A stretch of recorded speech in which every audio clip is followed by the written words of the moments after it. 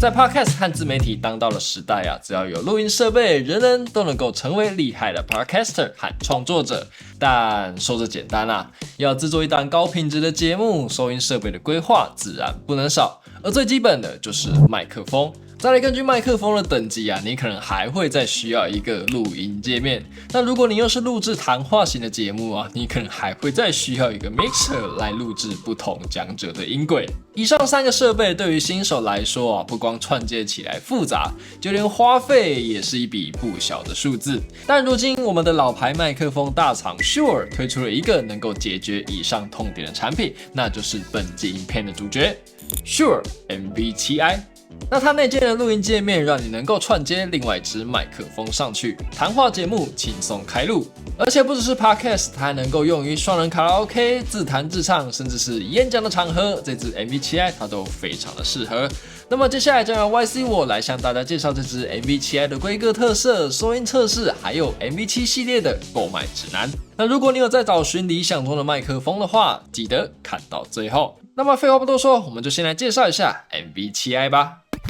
MV7i 作为 MV7 系列的最新产品，在外形上和前几代是非常的相近。那 MV7i 也是动圈式的麦克风，采用的是新型指向型的收音。话筒前面有一个可拆卸的海绵防喷罩。那麦克风顶部也有一个 LED 触控面板。那除了一键静音之外，上面的颜色和灯效也能透过软体来进行自定。再来是背面 I/O 的部分，这次 MV7i 最大的改动就是能够串接 XLR 的麦克风或者1/4寸 TRS 的音源输入，所以在 I/O 的部分由原本 MV7 系列标志性的 XLR 输出孔改成了 XLR 和1/4寸 TRS 两用的输入孔。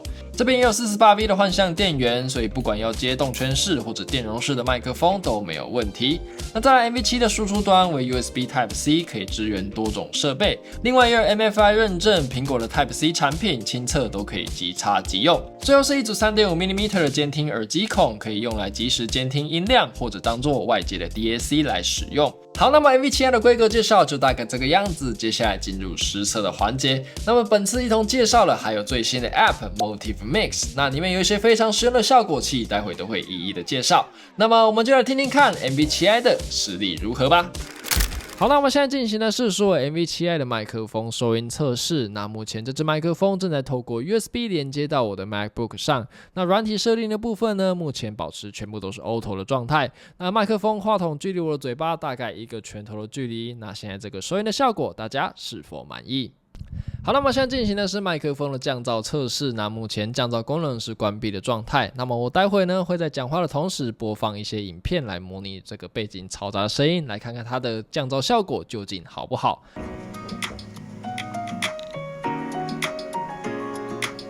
好了，我现在手机正在播放影片来模拟背景嘈杂的声音。那目前的影片正在播放的状态，大家应该可以听得出来。那么目前收音的效果，大家觉得好不好？欢迎在底下留言讨论。那么我们接下来就要把降噪功能给它打开咯。好了，现在呢是降噪模式打开的状态。那大家可以看到说目前影片是在播放的状态。那么大家可以听听看目前影片的这个播放的声音。那么目前收音的状态呢，大家觉得怎么样？能够听清楚我在讲的话吗？那么背景的杂音能不能过滤的非常清楚？也欢迎在底下留言。好，那我们现在进行的是麦克风的防喷测试。那目前这个防喷的功能是关闭的状态。待会我会念一连串的喷音来测试看看它的防喷效果究竟如何。Pen pineapple apple pen Pen pineapple apple pen Pen pineapple apple pen。 好，那我们现在进行的是麦克风的防喷测试。那么目前防喷是打开的，大家可以听听看目前防喷的效果好不好。 Pen pineapple apple pen Pen pineapple apple pen Pen pineapple apple pen。好，那我现在进行的是这个Shure MV7i 的串接麦克风测试。那大家可以看到说我现在 MV7i 呢后面串了一条 XLR 线到我的这个现有的 MV7 上面。那么目前收音是来自 MV7i， 那我待会呢会转到 MV7 上面。好了，现在收音呢是来自于串接的 MV7， 那大家可以从这个软体的界面上看到说目前它的收音确实是在 MV7 的 input。好了，我现在把话筒转回来 MV7i， 那么软体之间的跳动可以明显看出目前收音的正是 MV7i。 好，那么这个收音的效果，这个同时摆在旁边，那这个不知道哪一支麦克风收音会比较强一点，那看起来是 MV7i 的这个 Auto Gain 控制的比较好。那么 MV7 的部分，我觉得它收音应该也不太差。那待会这个测试完结束之后，我再来自己听看看，应该是还蛮不错的。好，那么接下来进行的是 Motiv Mix App 的软体介绍。那我用的系统呢是 Mac OS， 那它有 Windows 版本可以使用，你就按照自己的系统去下载对应的软体吧。那么打开软体之后呢，我们可以看到说它跟之前 Shure Plus Motiv 的界面是完全的不同啊。那它多了一个中间这个 Mixer 的功能。那最左边的栏位会显示目前系统所有的输入音源。那中间呢就是新增的 Mixer 功能，可以控制输入的增益和即时减停音量。那最右边呢则是输出，那最下面这边呢就是新整合的这个录音区。那麦克风设定完毕之后，就可以开始进行录制。那么所以整体来说，我觉得 Motiv Mix App 啊，它不只是一款可以用来设定麦克风的 App， 它已经是一个可以进行录音功能的 App 啦。那而且它也支援其他品牌的麦克风，所以如果你喜欢这个简洁的界面的话，不妨可以下载来使用看看。好，那么接下来我要来示范如何从零开始设定好这支麦克风到录制结束。那么麦克风呢，当然就是使用我们的 MV7i 啦。好，那么首先第一步呢，就是在左边这个地方找到我们的麦克风，那也就是输入的 MV7i， 然后接下来把它按住拖移到中间 Mixer 的地方。那接下来它会弹出一个视窗，它会询问你需要怎么样的输出模式。那这边第一个呢，就是把所有的输入整合成单声道。这什么意思呢？因为我们前面提过，输入 MV7i 它可以串接另外一支麦克风，就相当于2个输入端。那么如果你没有后置混音的需求的话，我们就可以把这2个输入端合并成单一个音轨。那么在后置处理的速度呢，就会方便快速许多。那中间 Multi-Track 的选项呢，就是把2个输入个别录制一个音轨。在像录制 Podcast 的这种谈话型的节目，这个设定就会比较实用一点。那最后一个 Stereo 呢，就是立体声啊，它可以让声音呢有环绕的效果，会比较适用在即时演奏乐器之类的场合使用。好了，因为这边只有我一个人啊，所以我就选择第一个这个 Mix Down 的设定。那么我们按下右下角这个 Add Device to Mixer 之后呢，我们就可以看到 MV7i 出现在中间的 Mixer 栏位中了。好，再来第二步呢，是设定我们的麦克风。我们点一下麦克风下方的齿轮啊，右边这边就会跳出麦克风的设定。那它主要分成 Global、Mic 和 Input 3种不同的分类。那么我们先从 Global 开始。那 Global 这边主要是调整整体的一般设定。好，那第一个 Smart Gate 呢，它是用于对谈的场合啊，它可以让2个讲者交叉讲话的时候去自动调整收音。那么在同时2个人讲话的时候，把收音的干扰去降到最低。好，那第二个呢是前面提过的输出模式。那如果你想要更改的话，可以在这边再进行一次选择。好，那再来第3个 Stereo Mix 呢，那这边是用来调整输入和监听的音量。那 MV7i 本身呢和串接的麦克风音量，你都可以在这个设定这边进行调整。再来第4个 Reverb 呢是残响意思，那它呢是可以让你的声音有稍微一点点延续的功能，有点像那种 echo 的感觉。那这边呢分别有3种不同的残响效果可以进行选择。现在是 Studio 50% 的残响效果。现在是 Studio 50% 的残响效果。现在是 Studio 50% 的残响效果。现在是 Plate 50% 的残响效果。现在是 Plate 50% 的残响效果。现在是 Plate 50% 的残响效果。现在是后 50% 的残响效果。现在是后 50% 的残响效果。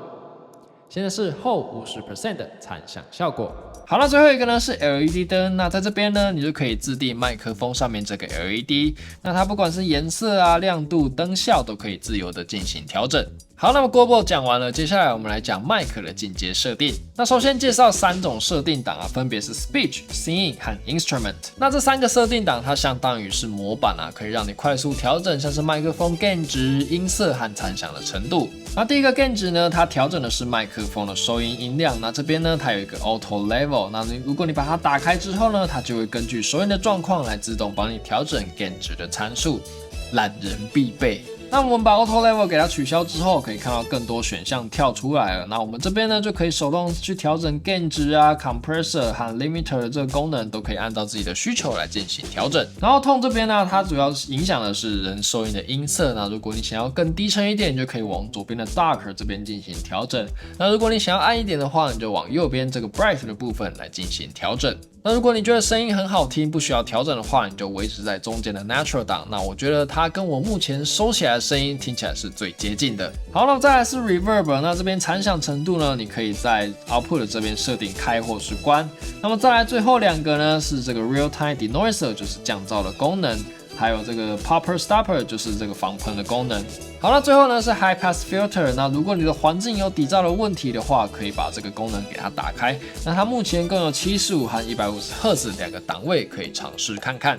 好，那最后呢是 Input 的设定。那这边你可以选择要接入的是 XLR 麦克风，或者是1/4寸的这个乐器输入。那其余的设定呢，其实跟刚刚的麦克页面是差不多的啊。那输入端这边麦克呢，你把 Auto Level 取消之后，你会发现它可以推到60 dB， 一些比较难推的麦克风也可以轻松的搞定。另外 XLR 麦克风的部分，它底下多了一个 48V 幻想电源，也就是这个 XLR Phantom Power 的部分。那它这个设定呢，主要是给电容式麦克风使用的。那如果你想要串接的是电容式麦克风，那么这个幻想电源的开关记得要把它打开。好，那么最后一步，如果你的麦克风都设定完毕的话，我们就可以按一下最底下的 Start Recording。那么倒数完3、2、1之后，它就会开始进行录制。那么你的 Podcast 之路就正式开始啦，有没有很简单呢？好了，最后是 MV7 系列的选购建议。那 MV7 系列家族呢，共有 MV7X、MV7、MV7 Plus 和 MV7i。那如果你是对录音设备，像是录音界面啊、麦克风的进阶设定都没什么想法的人那我非常推荐你购买 MV7i。全部都是 Auto， 也能够得到一个干净的好声音，而且也省了录音界面的花费。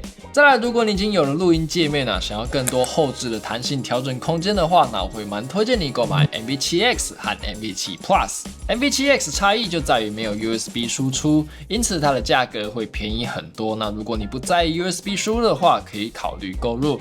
那么 MV7 Plus 呢，是目前输出灵活度最高的，可以用 XLR 也可以用 USB 输出。对于预算不高和有一点设备基础知识的人这2支都是不错的选择。那么最后呢是 MV7 因为它已经停产，再加上它的输出呢是 XLR 加上 Micro USB， 我个人实在是很不建议在2025还买这样的产品。